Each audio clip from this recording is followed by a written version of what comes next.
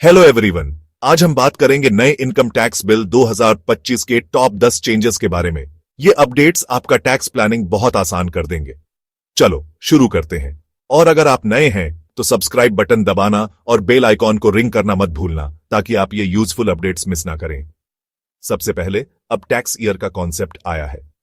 पहले previous year और assessment year होता था, अब सब एक ही टैक्स ईयर में हो गया। मान लो FY 2025 में कमाया हुआ पैसा टैक्स ईयर 2025-26 में टैक्स होगा। अब कोई असेसमेंट ईयर का कंफ्यूजन नहीं। अब रिवाइज्ड टैक्स स्लैब्स की बात करते हैं। ये नए स्लैब्स मिडिल क्लास और कम इनकम वालों के लिए फायदेमंद है। मान लो आपकी सालाना इनकम RS 10 लाख है तो नए स्लैब्स के हिसाब से आप इतना टैक्स देंगे। RS 60 लाख कुछ नहीं, जीरो टैक्स।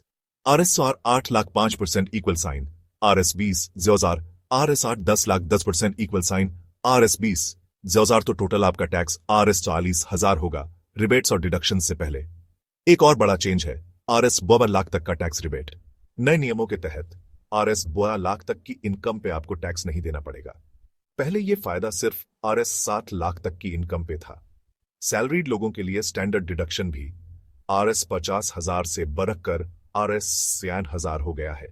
मान लो आपकी सैलरी RS 15 लाख है तो आपको RS 57,000 का डिडक्शन मिलेगा, मतलब काफी टैक्स बच जाएगा। कैपिटल गेन्स टैक्स भी अब सिंपल हो गया है। अलग अलग असेट्स के लिए अलग अलग नियमों का झंझट खत्म।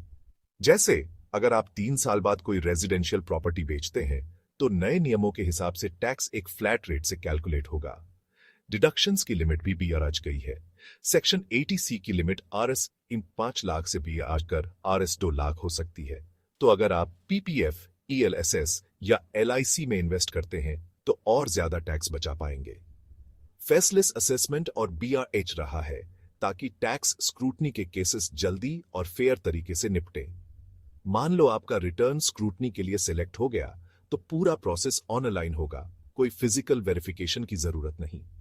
नया टैक्स बिल टैक्स के नियमों को और साफ और आसान बनाकर केस कम करने की कोशिश कर रहा है। जैसे हाउस प्रॉपर्टी इनकम की डेफिनेशन अब क्लियर है, जिससे बेफजूल के झगड़े कम होंगे। CBDT के पास अब नए टैक्स कंप्लायंस स्कीम्स लाने की ज्यादा पावर है, बिना बार बार कानून बदले। इसका मतलब सरकार CBDT के जरिए नए नियम जल्दी लागू कर सकती है।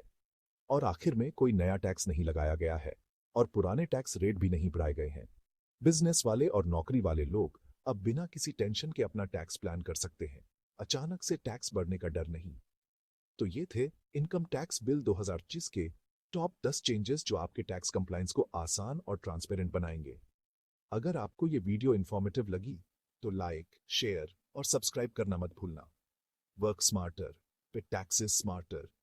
Thanks for watching.